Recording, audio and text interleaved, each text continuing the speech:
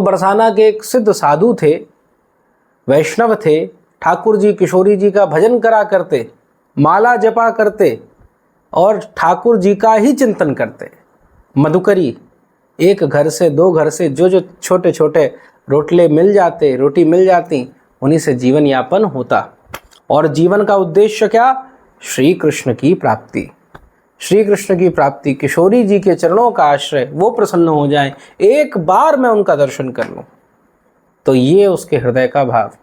वो संत, वो साधु तो तल्लीन रहते श्री लाडली के नाम में, श्री कृष्ण के नाम में। सारा बरसाना उनसे बड़ा लाड़ करता, आदर करता। पर 2 दिवस के लिए तीर्थयाटन के लिए कहीं जाना हुआ या कुछ कारण रहे होंगे, तो बाबा 2 दिवस तक वहाँ कुटिया में अपनी नहीं रहे।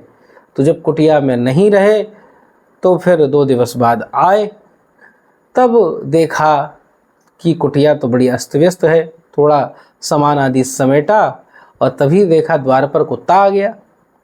तो श्वान को थोड़ा सा भगाया, क्योंकि देखो द्वारपाल हैं, उनका खूब आदर है, पर कुटिया आदि के अंदर आ जावे तो थोड़ा सा मर्यादा भी करनी पड़ती है। तो इसीलिए थोड़ा सा बाहर करा उनको। तभी एक आवाज़ सुनाई दी, एक ध्वनि सुनाई दी, अरे बाबा तू बरसानो छोड़ के मत जायो करे, या कुटिया को छोड़ के मत जायो करे। अरे तू मोकू भोजन दे दे है, और तू चले गयो ना तो मोकू भोजन नहीं मिलो, मैं भूखो ही रह गयो। अरे बाबा तू काहे को चलो गयो, 2 दिन तक मोक कोई ने भोजन ना दियो, मैं तो तेरो ही उच्चिष्ट पाऊँ। ये किसकी आवाज़ थी? तो बड़े आश्चर्य में आवे बाबा, भाई ये कौन है, कहाँ से बोल रहा है? तो देखा ये जो ध्वनि है वो कुत्ते से निकल रही है। तो भला वो श्वान, वो कुत्ता कैसे बोल सकता है? उनके मन में यह आश्चर्य आया। जब पास गए तो उनसे पूछा, भाई आप कौन हैं, आप बोल पा रहे हैं, तो साधारण जीव तो नहीं है, किस कोटि के जीव हैं? तो बोले, मैं प्रेत पिशाच कोटि का जीव हूँ। प्रेत पिशाच कोटि, अधम योनि, जहाँ पाप करके लोग जाते हैं, पूर्व कुछ पाप बन गया होगा, पर थे वहीं पास के ब्रजवासी ही थे, परंतु कुछ अधम बन गया, कुछ कृत्य बन गए, तो जिस कारण से प्रेत योनि में जाना पड़ा। बाबा मोकू बड़ो कष्ट होए या योनि में। भागवत आदि में भी वर्णन मिलता है कि जो अशुद्ध चीज़ें हैं उनसे ये जीवित रहते हैं।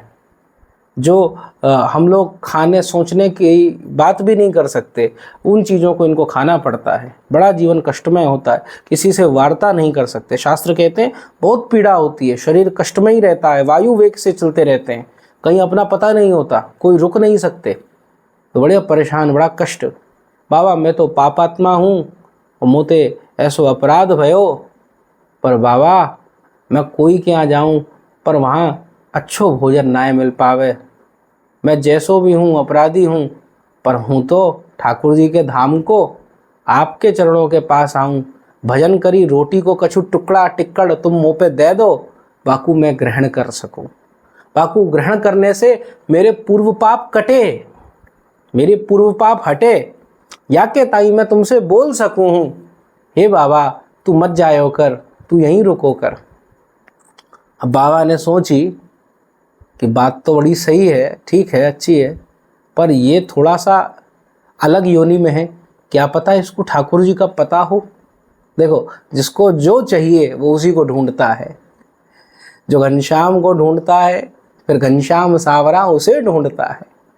तो वो अद्भुतता है, जिसको जो लोग इस संसार में जिसके ग्राहक होते हैं वो उसी चीज़ को डोला करते हैं, ढूंढा करते हैं। पर जो प्रभु का ग्राहक है वो तो केवल प्रभु की बात करे। उन्होंने प्रेत से प्रश्न करा, अरे भैया तुम तो ऐसे दिव्य लोगों को देख सकते हो, यद्यपि तुम अधम योनि में हो, पाप योनि में हो, पर हम जिन्हें नहीं देख सकते उन सबको तुम देख सकते हो। क्या किसी दिव्य महात्मा या किसी सत्पुरुष से तुमने सुना है कि ठाकुर जी कहाँ रहते हैं? जब ये शब्द सुने तो बड़ो परेशान है गए। अरे भैया ठाकुर जी मैं कैसे तुझे बताऊं? क्योंकि भैया देखो ठाकुर जी के दर्शन तो बहुतों ने करें, समझाने की भी प्रयास करी कि तुम दर्शन को काहे को लालायित हो। अरे अघासुर बकासुर कितने असुर आए गए, अघासुर के तो अंदर ठाकुर जी चले गए। हाँ सांप बन के आया था, ठाकुर जी उसके शरीर के अंदर प्रवेश कर गए। फिर ज्वाला में थोड़ा अपना तेज बढ़ाया, आकाश बढ़ाया तो बाहर आ गया, उसकी मृत्यु हो गई। फिर इस सब में कौन सो प्रेम आए गयो, तो दर्शन काहे को करना चाहे। पर बाबा ने पैर पकड़ ले, ना ही मुकु दर्शन करने हैं, मुकु दर्शन करने हैं। जब ऐसा भाव करे हो तब तो भैया उसने कही कि मैं यद्यपि लायक तो नहीं हूँ, परंतु तुम्हें बताता हूँ कि वो जो सांवरा सलोना है, जो टेढ़ी टांग वाला है, द्रभंगी ललित है, वो नंदगांव को जा रोए है। या संध्या को यही समय अभी नंदगांव के जितने ग्वाल जा रहे हैं, उन ग्वालन में से एक ग्वाल जो है वही श्री कृष्ण है। अब बाकी श्यामल कांति को तुम पहचान सको तो पहचान लो। अब जब ऐसी बात कही तब तो बाबा ने बड़ो चित्त हर्षित है गयो। आज तो लग तो भजन को फल मिलेगो, आज तो आनंद आवेगो। तो या भाव से बाबा चल पड़े हो। और भैया शाम के समय जहाँ ते नंदगांव के जितने ग्वार हैं, जितने ग्वाल आदि बछड़ा आदि सब लोग चरते, और जिस मार्ग से नंदगांव को जाते वहीं झाड़ीन में जाके छुप गए हो। अब झाड़ीन में जाके बैठ गए हो और देख रहो भैया कौन जाए रहो।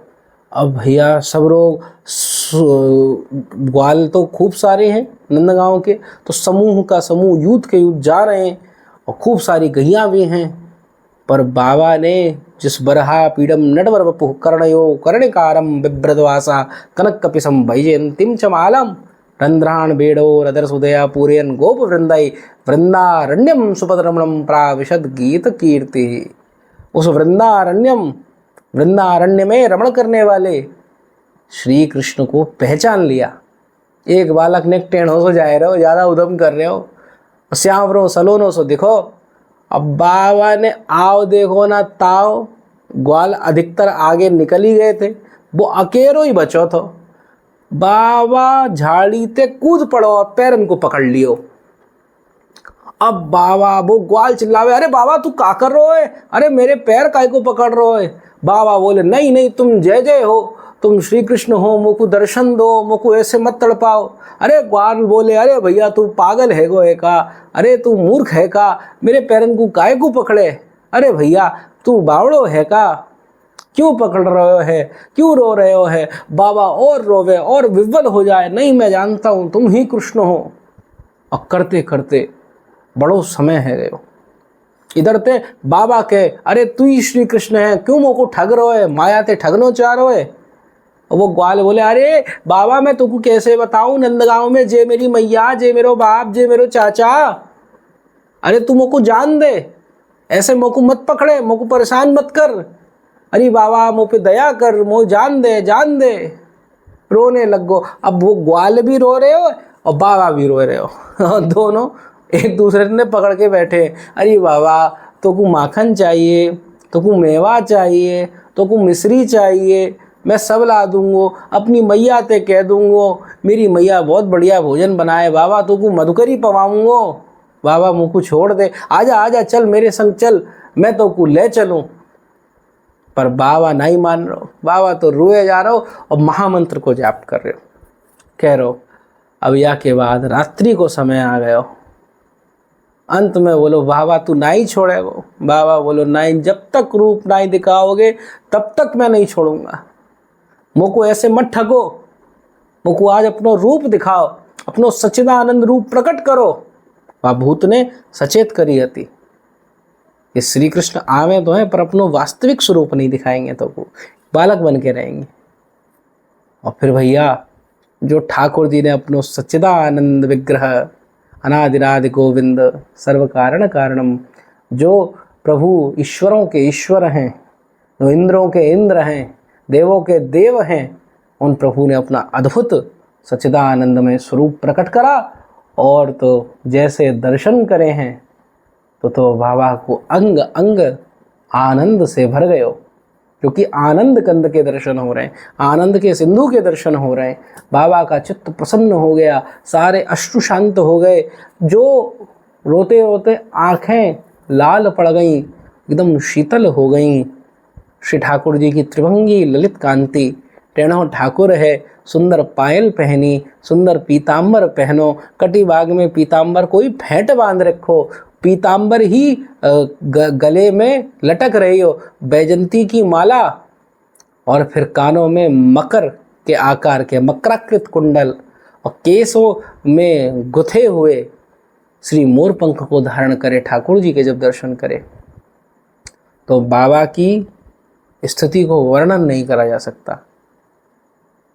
पर ठाकुर जी प्रसन्न भये, अब तो दर्शन देते रहेंगे, जैसे अंतर ध्यान भये। फिर उसके बाद बाबा प्रसन्न नहीं डोल लो, बाबा और अधिक रुदन करने लग गए हो, अरे मेरे ठाकुर जी कहाँ गए, मेरे प्रभु कहाँ गए, मेरे कृष्ण कहाँ गए।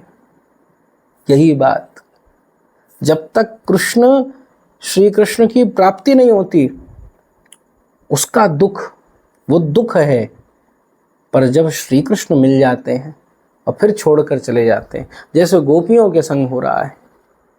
गोपियों को श्री कृष्ण प्राप्त हुए, रास का आनंद दिया, पर सौभाग्य में दम, सौभाग्य का मद हो गया, तत्सौभाग्य में दम, तो फिर अंतर्हित हो गए, अंतर्हिते भगवते, तो अंतर्हित हो जाते हैं प्रभु।